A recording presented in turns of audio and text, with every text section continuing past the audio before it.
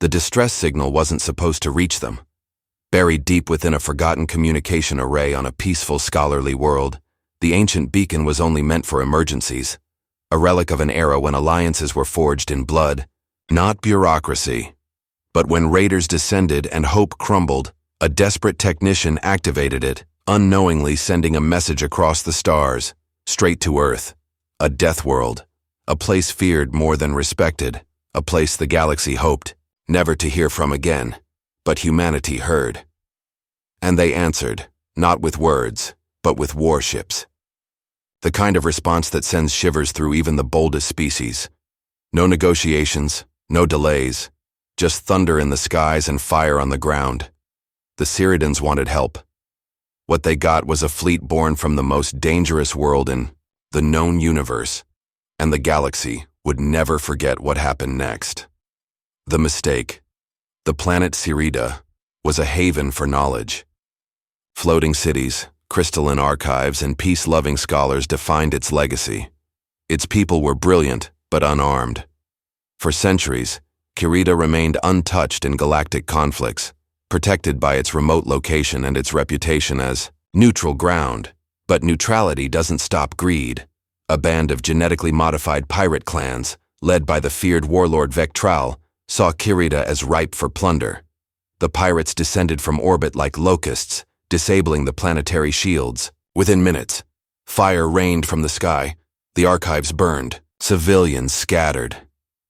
In a hidden vault beneath the capital city, a young technician named Loran scrambled to access the planet's emergency systems. He had no combat training, no command authority, just panic and a sense of duty. "We need help," he muttered, wiping sweat from his forehead. He bypassed system after system until he found a console labeled simply Legacy Network Protocol, Last Resort. He hesitated. The protocol had been inactive for centuries. There were no manuals, no guides, just a warning. Use only in planetary. Extinction scenarios. Loran hit the key. A silent signal beamed into the void, not to the local authorities, not to any nearby alliance, but to an ancient contact point linked with a world few dared to mention. Earth. Earth receives orbiting. Earth aboard the massive defense platform. Argus Commander Marla Saito was reviewing naval simulation data when the alert flashed across her. Screen. Legacy signal detected. Origin. Sirida. Threat level. Omega. Her eyes widened. Earth hadn't heard that name in centuries. "Run it through the threat matrix," she ordered. The AI responded instantly. Confirmed. Sirida under hostile. Occupation. No registered defense force. Estimated civilian death toll rising. Within 10 minutes, the Unified Earth Defense Council had convened. "Who sent the signal?" one admiral asked. "Does it matter?" said Admiral Hayes, leaning forward. "They asked us. We're answering." Task Force Titan was mobilized. 37 capital ships, 5 dreadnoughts, thousands of fighters, orbital artillery, drop pods, medical units, engineering crews. It was not a rescue mission. It was a message.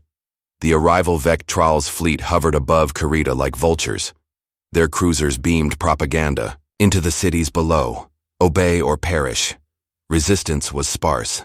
Most of Sirida's citizens hid, surrendered, or fled. The planetary government had been dismantled in hours. Then the sky opened.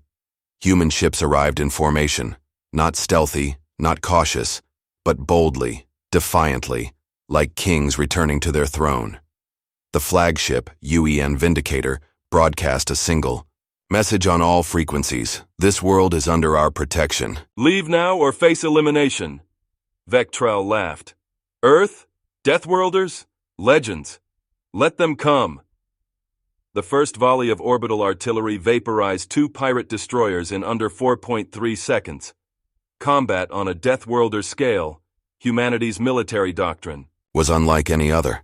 Where alien species emphasized diplomacy, deterrence, or precision, humans fought with overwhelming force. A product of their hostile environment and brutal history, they brought war like a natural disaster.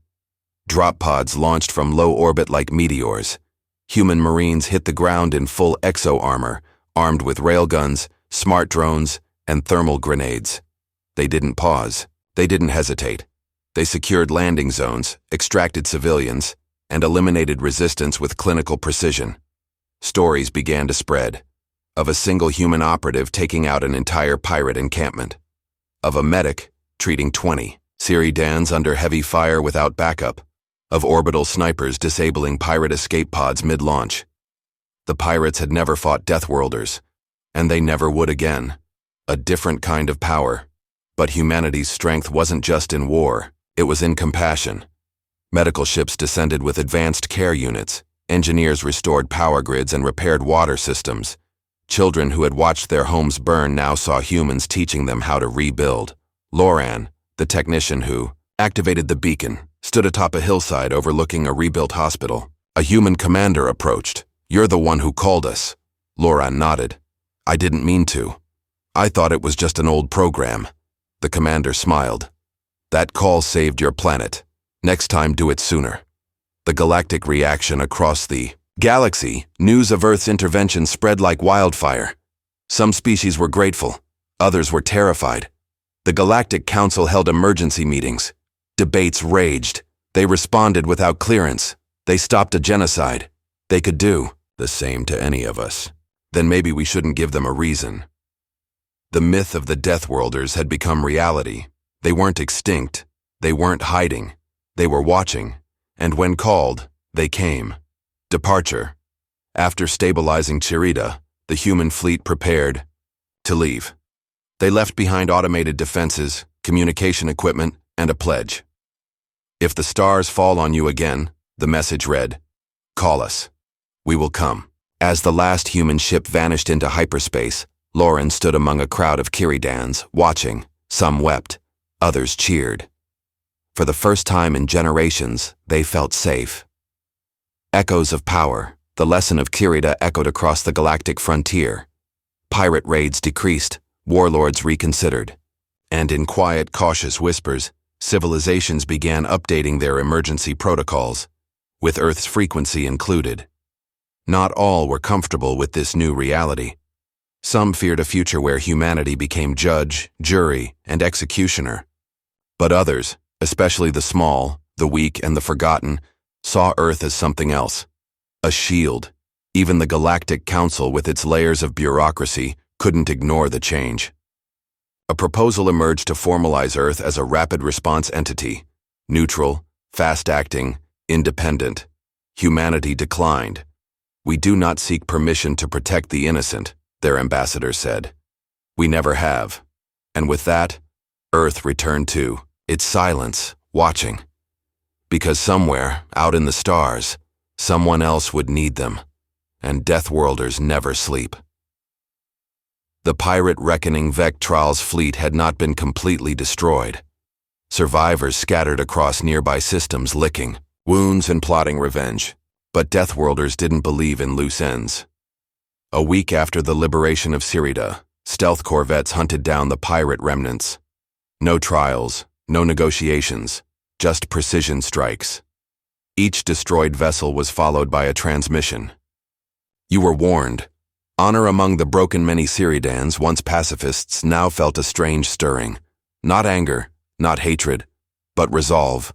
Humanity did more than rescue them. They reminded them that peace must sometimes be protected by strength. Loran, now an advisor to the Planetary Council, proposed forming a civilian defense academy, assisted by Earth's military instructors, and Earth agreed. Whisper networks on. Fringe worlds and back-alley ports, a new phrase circulated. "Cross a Deathworlder's friend, and you won't live long enough to regret it." The stories became myths. Myths became deterrents. Pirates abandoned entire sectors where Earth's fleet had once passed. The galaxy was shifting. Unseen. Eyes Earth returned to its quiet state, but surveillance arrays extended further, listening, waiting. The Deathworlders didn't patrol. They didn't occupy, but they were always ready, and their allies grew. Not by conquest, but by trust. Another signal years later, another beacon lit the void. A mining colony on the verge of collapse. The message was faint, simple, desperate.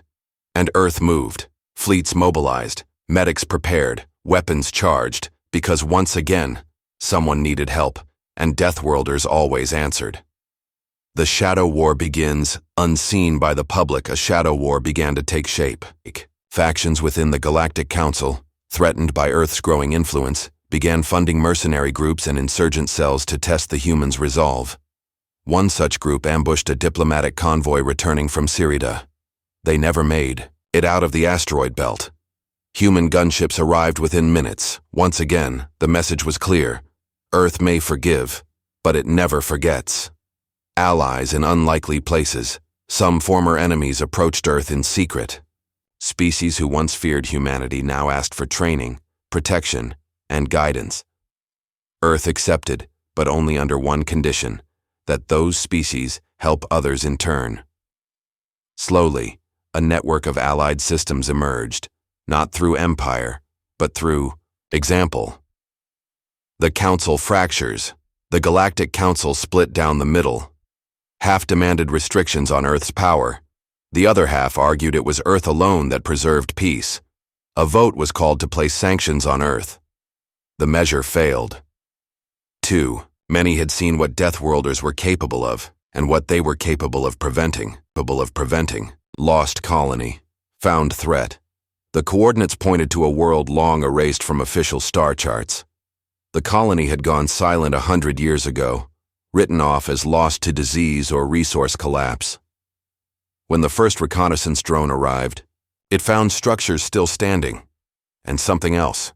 Strange energy signatures, distorted transmissions, unnatural silence. Human scouts landed with caution. What they found wasn't just a forgotten colony. It was a battlefield frozen in time, and in the shadows, something was still watching. The things that weight sensors failed. Communications flickered. The human team advanced through thick fog, encountering bizarre remnants. Machines grown into trees, buildings turned inside out. Then the attacks began. Swift, silent, lethal. Not pirates. Not nature. Something ancient and engineered. Something that didn't belong. Earth declared full quarantine. The fleet encircled the planet. And deep within, humanity uncovered a name older than any council record. The architects, echoes of the architects. The architects weren't conquerors. They were designers of worlds, of species, of extinction. Long ago they had vanished, or so everyone believed. But now, traces of their experiments stirred once more. Earth called in every scientist, historian, and warrior willing to enter the void. The search wasn't just for answers, it was for survival. Preparations back on Earth, emergency mobilization orders went out.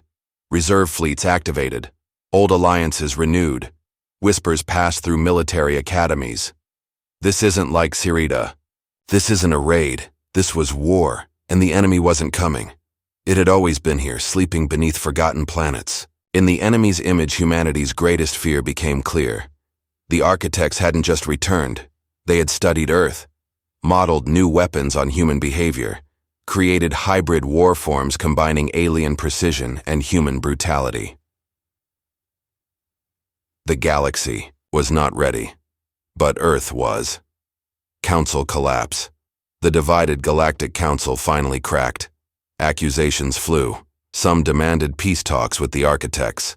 Others sided with Earth's no-compromise stance. 3 member worlds withdrew entirely. The rest watched as Earth took command, not by title, but by necessity. First contact protocol, again. Deep in an uncharted system, a human scout ship made contact, not with the architects, but with their failed creations, creatures who had rebelled, who had survived, who hated their makers even more than humanity did, and so a new alliance was born. In blood, desperation, and shared vengeance. The Nightfall Directive. Earth activated. The Nightfall Directive, protocols meant for existential threats. Dark fleets emerged from hidden shipyards, AI-controlled cruisers, Ghost-class dreadnoughts, weapons so classified even the Council had myths about them. The time for messages had passed. Fire at the edge. The first major battle occurred on the galactic rim. Architect warforms met Earth's full might. The clash darkened stars, fractured moons, and shook comm networks across parsecs. Victory came, but barely. Humanity bled, but it stood. The Death Worlders. Stand on every world watching, one truth echoed. Humanity wasn't just the galaxies. Shield.